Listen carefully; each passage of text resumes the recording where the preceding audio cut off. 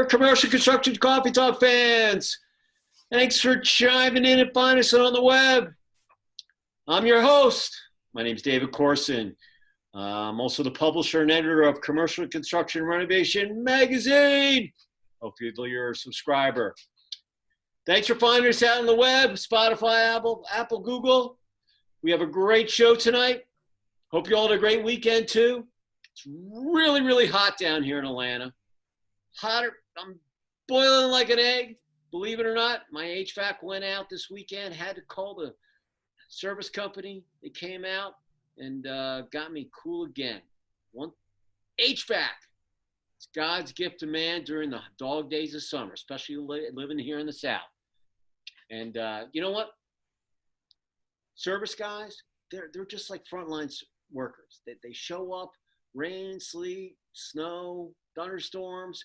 They came out this morning. It's kind of raining, drizzle. I met them out at 7:30. They fitted me. I'm a good client. They fit me in. They got everything going. They were awesome. So Bear Comfort, man, you're the best. So just wanted to give out the shout out there. So thanks for chiming in, finding us out there on the web. Got a great show tonight. Got one of my old time friends that I've known forever. Giving my age away. We're both only 26. But we're sitting here with a nice lady who's, been in construction, facilities, et cetera, for a while and knows her stuff. Her name is Miss Jennifer Kilgore. Say hi, Miss Jenny. Hi, everybody. And she's the Director of Business Development with CBRE FacilitySource and all capital projects. And she has a really good pulse on what's going on in construction, renovations, facilities, got her hands on all sorts of things. And both of those outfits are well known in our sector. So we're excited to have someone of this kind of caliber as a guest tonight to be featured. So like all our shows, Jenny, we want to hear your story. You can't leave any skeletons or any secrets out.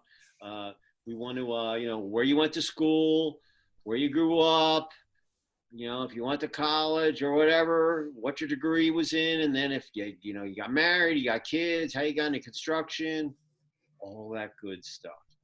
So right. With that said, the floor is yours. Tell us your story. Thank you. First of all, thanks for having me. It's a pleasure to be here and catch up with you. And we have known each other a long time, so it's nice that we're still in the industry and we're still connecting, right? So my story actually started, true story, I was born in Madrid, Spain. So I'm not Spanish anyway. No one in my family is, or no one's from Spain originally. My dad was he worked for Eli Lilly and Company, pharmaceutical company, and he happened to be over there. So they decided to have my brother and I while they were there. So I got to live there, and then we moved to Puerto Rico. So I got to live in Puerto Rico when I was little. And then we got to move to the United States, or, continental United States. So we moved to Connecticut for a couple of years, and then finally landed in Indianapolis, where my mom was originally from, but where Eli Lilly's headquartered. So I spent most of my life growing up in Indianapolis, and went to college at a small liberal arts college in Springfield, Ohio called Wittenberg University. Go sure, Tigers. Well. Good school. Good divisional football team. Yeah, they play Mount Union. So good school. So really enjoyed it there. After that, I actually moved to New York City and got into publishing. So I worked for Random House. Publishing. Why would you do that? I know, right?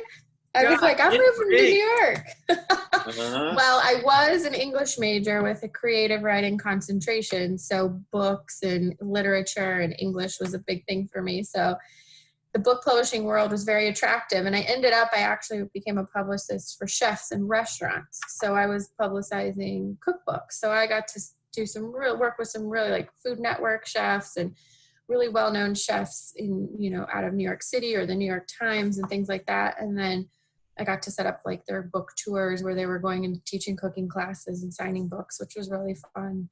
And then I moved to Denver, Colorado, because I really love the outdoors and I really wanted to just a change. I loved New York City. It was one of the best experiences of my life. I'm glad I did it, but it was time for mountains and outdoors. So I moved to Denver, When were Colorado. you in Denver? I'm sorry? When were you in Denver? Like 80s, 90s? Oh, no, like 2003 for several years. Yeah, hey, Mhm. listen, I went to DU, so my parents had a house in Vale forever. Yes. Oh my gosh, So small I went to world. Denver Pio, and actually, I Mhm. learned to ski. My parents used to take me out of school for a month when I was growing up, and I learned to I ski love on it. buttermilk and Yes. and then we Oh. had a house in Vale for about 30 years, and Oh, wow. so Vail's a great place. I mean, I miss Colorado. It's a uh, great. oh no, Denver. I love Denver. The only thing Denver had, it didn't have an ocean. It had the Cherry Creek Reservoir. So it wasn't like the ocean. So after No, it's not like there's. I stayed there 5 years, and I did the 5-year plan. I worked up on the mountain, won one season, and Yeah. I was a lacrosse hockey player. But anyway, Hmm. after all graduation, everybody graduated. They either went back east or went back, out to California because that's where everybody was Hmm. from. And I was a Hmm. lone survivor out there, and I just said, "Oh my God, this is a landlocked state. I've done everything I Hmm. can. I've fished, I've skied, I've hunted, I've camped, I've skied the glacier, I've done all that stuff. I went back east, but it Yeah. was an awesome town. I mean, it Oh, just was. it is. It Especially, is. it could snow one day and be 80 the next. I know, and people would never believe it. And it says what 300 days of sun a year, and it's Yeah. true. There was so much sun. Oh yeah. So I loved it out there. And actually, I went to a publishing program at DU called the Denver Publishing Institute. It's very well known in the Oh, book nice. publishing world. So I have 6 weeks So you at were so you DU. so you went to school. You took those classes on the DU campus. Yeah, for one summer right before I moved to New York. Oh wow. So I can't really say I graduated from DU. I mean, I did the program, but I loved it. If there was more book publishing out in Denver, I would have stayed there, but I got an opportunity in New York, so I Nice. had to go. Yeah. So when I moved out to Denver, I got connected with a global chef, Richard Sandoval, and he needed a publicist for his restaurants. And while I was doing that, doing publicity for his restaurants and marketing, we were opening restaurants too. So we opened a couple in Denver. We opened one in Washington, D.C. called Zango, right next to the Nationals arena there. He was opening some in Mexico. So he was like all over the place. And I my husband my husband and I connected out there. We actually went to college together, and so we were both out in Denver. For whatever reason, Wittenberg Tigers, masses of us went to Colorado, and we were all just, it was like Wittenberg moved to Colorado after Springfield. So there was a good contingent of us out there, but we decided to move back to the Midwest because we were from Indiana and Ohio. So Mhm. we moved back to Pittsburgh, and I'd never worked for any type of PR agency. I didn't have any of that background. I always, I worked in book publishing or for a chef or whatever. So I kind of fell into construction. There was an opportunity with a firm that I think a lot of people are familiar with, Flynn Construction, out of Pittsburgh. And they were looking for a salesperson. And because I had this background of actually building restaurants on the owner side, I knew a lot of different people. So it just sort of came together. And it was a really interesting new career path and industry to get into. And so, I've been doing that since like 2006. And so I worked with Flynn for a few years. And then I moved over to Marco Contractors, also in Pittsburgh. And then I worked for 6 years with Denise Dosey DeLong, who's the owner of Singleton Construction out of Columbus, Ohio. So a woman-owned and operated company that her mom started. And that was a really great experience to work with a woman-owned company, especially in the construction world, right? Because it's a little rare. So I did work with her for several years. And then I actually went back to Flynn for a year. And then in January, I switched over to CBRE FacilitySource. And it was really an opportunity had come up for this my role is new. It's one that was created because they wanted to start doing more capital projects, project management type work, and they needed someone that could focus on that type of sales. And I have two really good friends that already work for the company, Jen Abernathy and Amy Fonzie. And so when the opportunity was being discussed internally, I know them both. I know they're World. wonderful. They're my little cohorts. Yeah. Well, they reached out and said, "What do you think of this?" So I was like, "Oh, I can't pass this opportunity up," and it's been great. And it's definitely a little bit of a different world for me. It's more facility management and maintenance based than I'm used to, because as you know, I've been mostly on the GC side, but it's been a great experience and it's been wonderful to work for them. So it's been good so far. I mean, granted, we've all kind of going through a pandemic, so things have been a little bit different for everybody, but the move over was great. So it's been exciting and I'm learning a lot. So that's good. But I forgot, I did get married to my husband from college. So we got married in New York City, and then we have a beautiful 7-year-old daughter, Greta, that's supposed to start 2nd grade here later this month. So she's what keeps me busy when I'm not working. Are they going to school, or are you doing online? You know what? They had a big meeting last week, and right now they're going back. At least the elementary, she's in an independent school that's pre-K through 12. And so the elementary is going to go back, but they've really decreased the sizes. So they've made them a lot smaller for each classroom.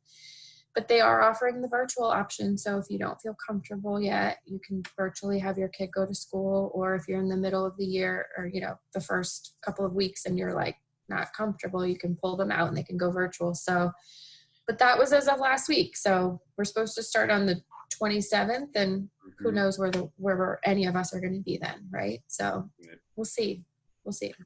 So like everybody that we have on the podcast, I always just tell them, hey, January was great. Holidays were over. National championship game. February comes. Cranes are everywhere. Building, low unemployment, stock market going crazy. Everything's going awesome. Planes are full. It just looks like it's going to be like the greatest year ever. March comes and it's like, wham! Everything just stops. And a lot of people that never had to stay at home or, dealing with kids and not being in school, but it was the twilight zone. I work out of my house, so I was used to being hunkered down. So to me, it wasn't a big deal. But for a lot of people, it was. Talk about how CBRE dealt with, like yourself, you're remote, but I know they had some employees that probably worked in some of the offices. Talk about how they dealt with, the pandemic from an operations point of view with their clients and that kind of stuff. Well, I think, it was incredibly, like you said, it was like, bam, all of a sudden the world had changed, but the whole world was going through it. So sometimes I don't know if that's a good thing that everyone was going through the same thing, right? But literally nobody knew it was coming, and everyone was trying to figure out how to handle it, right? And it's obviously really tricky because every company runs differently. So for me, I worked from home already. I was already a remote position, and I had worked from home when I worked for Singleton. So I was used to being home. For me specifically, I was having to get used to working and helping my daughter with school, because from March to June, she was still in school every day, quote unquote, virtually. For the company, CBRE as a whole, I think everyone, like any company, had to figure out how to pivot and refocus and to figure out how to be successful. So, our executive team, specifically at CBRE FacilitySource, did a really good job of, figuring out how do we get everybody to be home and how do we make sure they have what they need so they can be successful. And everybody knew that we're going to have to figure out how to do your job maybe a little differently, and had figured out how to do it. And everyone had been, continues to be very successful, because nobody's quite sure whether they should go back to their offices or not, or how do you coordinate it? Or do you, I'm sure everybody asks the same questions. Do you go couple people in and then switch? And how many people should you have in a space? And, I think for us, because of being a facility management maintenance company, we learned a lot with helping our clients as well, because, you know, people had to figure out, how do you keep your, not only like workspaces safe, how are you keeping your retail locations, or if you're a big box, and the companies especially that had the ability to stay open, how do you allow people to come in? And so we have done, we are continuing to do a lot of different things, from helping them with janitorial cleanings, because there's different levels, right, depending on how much you need or what kind of surfaces you have, and also what kind of spaces you're, you know, people are walking through, to helping people get, I mean, hygiene partitions, the plexiglass partitions, and whether you should use them. You know, I talk to people about hand sanitizer, and we do, you know, touchless faucets and hand dryers and all these things that you would, you know, I don't think a lot of us thought about on a regular basis. And now it's like, well, what can you do to protect yourself, to protect your customers, to protect your employees? We also do a lot of dark store maintenance help. So we're helping those that still have stores closed, keep them maintained, so that when they do get to a point they could open, it's not like, oh goodness, what do we need to do? It's like, we've been continuing to watch these spaces, they're good, and now we can open the doors, and it'll be an easy transition. So it's been a lot of that, which has been very helpful. I think our clients have been very appreciative of us being there and helping them, whether they've been closed or, you know, have been continued to be open. So I think, like everyone in the world, we've just had to sort of refocus and figure out how we can help and what we can do to help everyone be safe and successful in their business. So, You know, when I went to Denver, I was in there in the 80s. So when I was in there in the 80s, the oil boom had boomed, and all these buildings downtown in Denver were all empty. I mean, you go down to Larimer Square and there was a couple of bars, but the whole downtown was empty. But they had all these buildings that were beautiful. Now they're all full. So for all you commercial real estate people out there, don't freak out, because you'll something's going to happen and you're going to figure it out, and they're going to be full again. You're just going to have to revamp them and find someone else to put in there and so forth. But you know, it's a cycle, just like a retail store. Every 3 to 5 years, they're going to put fresh paint, carpet, new fixtures, new prototype, and then something's going to work, and they're going to do it to all the other ones. And someone else is going to come up with a really good idea, and everybody likes looking at stuff and copying and, you know, tweaking things. So the same thing's going to happen, you know, with this market. And I'm very, very bullish on the commercial construction facility renovation sector. I just am.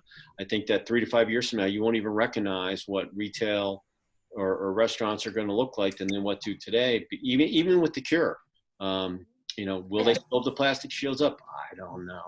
You know, will they keep up all the sanitizer? I think that's a good thing. You know,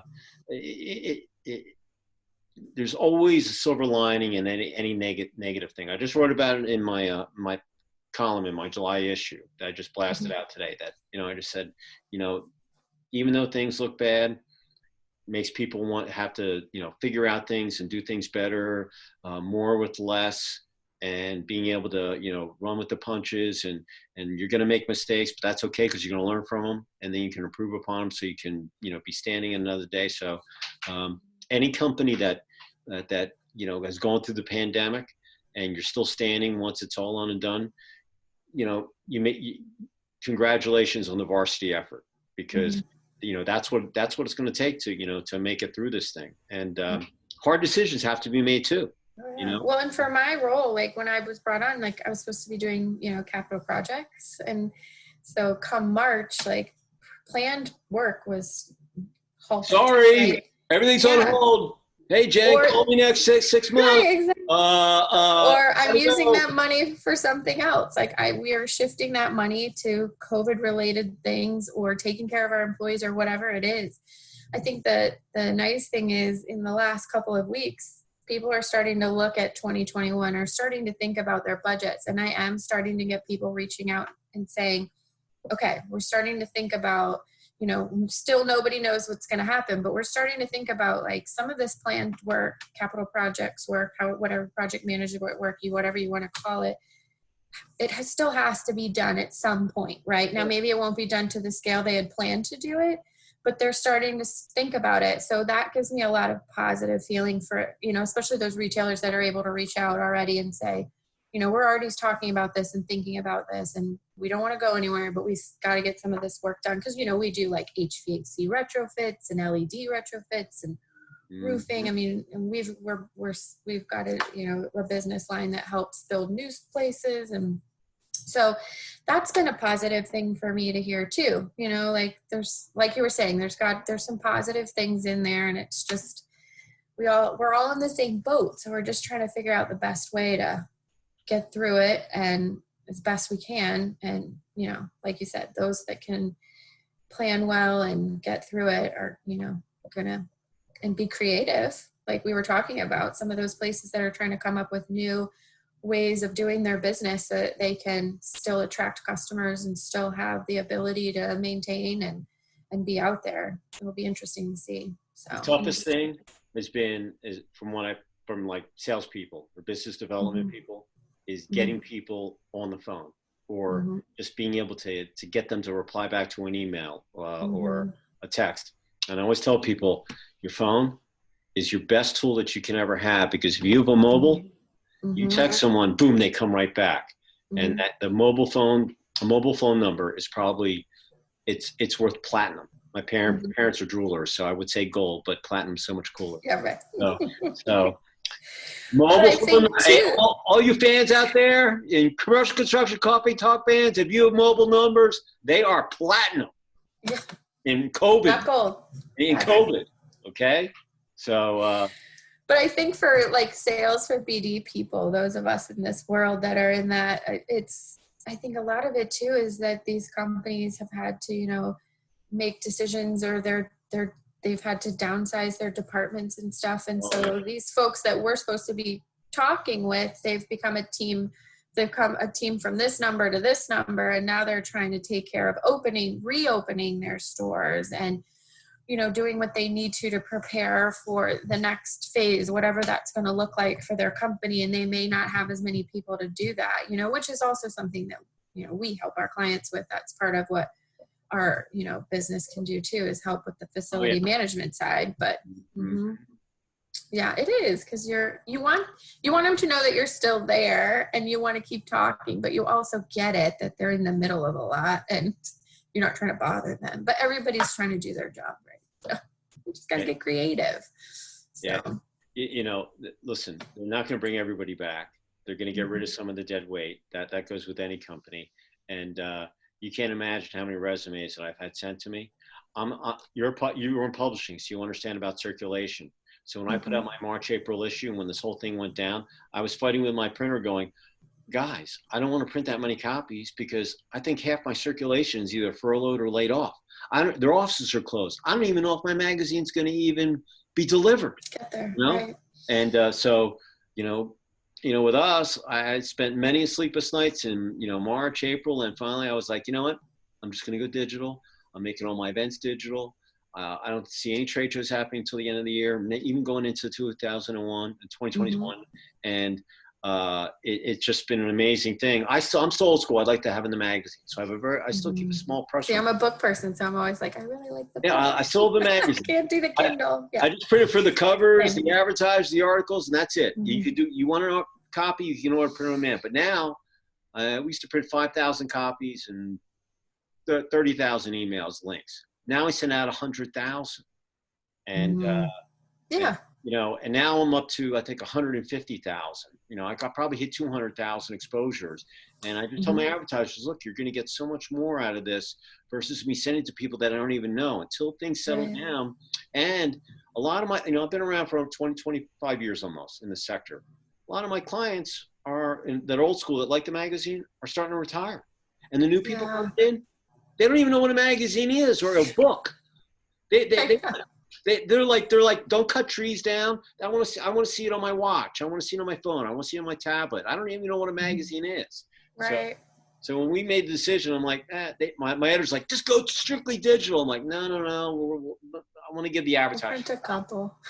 Just a couple. I want a couple for myself. But we put it on really nice paper. The book looks like $1 million.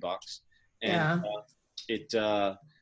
So, everything happens now, even with our events. I don't have to rent hotels. I don't have to worry about snowstorms, mechanical failure. I might like all this, so for me, it's been, wow, this has actually been kind of great. Listen, I'm a million miler. Traveling, man, I hate it. I've done it over 20 some odd years. Everyone's like, oh, you get to travel and this and that. Nah, it's fun in the beginning, but it wears, it wore off. Am I right? Am I right? It is. I think people that don't travel like our industry, the people in our industry, right, that do, they think we're just, it's like, oh, you're always having so much fun. And like, it's actually a lot of work. And, yeah, of course we have fun while we're out there, but it's also a lot of work. It's a lot of being on and talking and networking and meeting people. You travel, you get out of your car, you get on the shuttle bus, get through, you touch the screen, you go through. By the time you get through security, you've touched like umpteen million things. It's insane. You don't think about it until now when you're like, you don't want to touch anything. Now you're like, do you imagine how many things we used to you touch your face 300 times a day. Oh, The doctor told me, my doctor's like, hey, wash your hands, don't touch your face, but you probably touch it 300 times a day. I'm like, no. Because they tell you don't touch your face, so all you want to do is touch your face. So with us ending our little discussion here, CBRE FacilitySource, if you want something done out there, commercial construction coffee talk listeners out there, and you're looking for someone to get it done right the first time, you want to reach out to Ms. Kilgore and her team, and they'll do it right. But I always ask our guests, if there's one word or thought you would want to leave with our guests, what would it be? Coming out of the basically the opening of the country right now.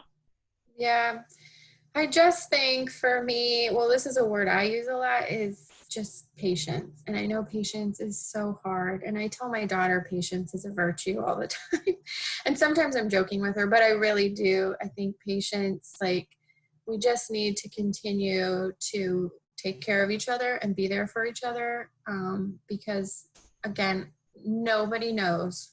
Nobody has all the answers, and we are all trying to battle the same battle against this pandemic and survive in different ways. And I think if we could, we just all had some patience and did the best we could and understand that everyone's going through the same thing, but also feeling differently, right? And handling it differently. And you don't, if you can give everybody your own patience and understand that. And I think if we just have patience as an industry and with each, with our companies and our clients, and, we'll all get through this. We will get through it.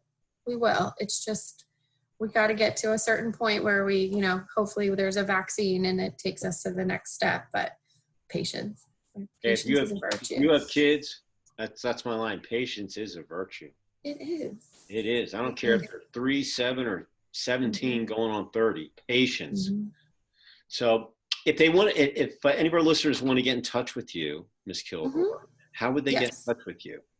Well, they can call me on my cell phone or text me, and that number is 412-304-2885. Or they can email me, and my email is Jenny, JENNY.Kilgore, KILGORE @CBRE.com. Those are my 5 dogs barking in the background, if you're heard. Nice. They were saying hi. Yeah. Thank you for your contact info. And if anybody wants to reach me, you can get me at David C, like cat, David C at CCR. That's Charlie Robert, and then a hyphen or a little small dash, mag, michaelAppleGeorge.com. David C at CCR-mag.com. If you're not a subscriber and you want to get added to the mailing list, up on my toolbar at CCR-mag.com, says subscribe. If you hit that, you can subscribe. You can download the PDF form, but it's much easier just doing electronically. It'll come right to me. I'll confirm, and boom, you'll be official. We ask you one time a year to renew, so we can keep everybody happy with the post office and all that kind of stuff. So, Ms. Kilgore, good luck in the remainder of 2020. Thank you. You too. Stay cool the rest of the summer. Make sure you're registered to vote, whether it's mail-in or in person. And I always say, remember, wash your hands. Don't touch your face. We're all going to get through this. Patience is a virtue. And, you know, really appreciate you finding the time because I know you're a busy lady. And no, I appreciate you. Thanks for doing this. No, absolutely. And to all you commercial construction coffee talk fans out there, thanks for chiming in. Have a great rest of the week. Look for this episode up on our website. We stream it also on all our social media, and you can also find us on Spotify, Google, and Apple. That's where we have our episodes. So with that said, say good night, Miss Jenny. Good night. Thank you. And good night to all you listeners out there. And we'll catch you next time on Commercial Construction Coffee Talk. Have a great rest of the week. Adios. And we'll talk to you later. All right. See you later, Jenny. Bye. Thanks.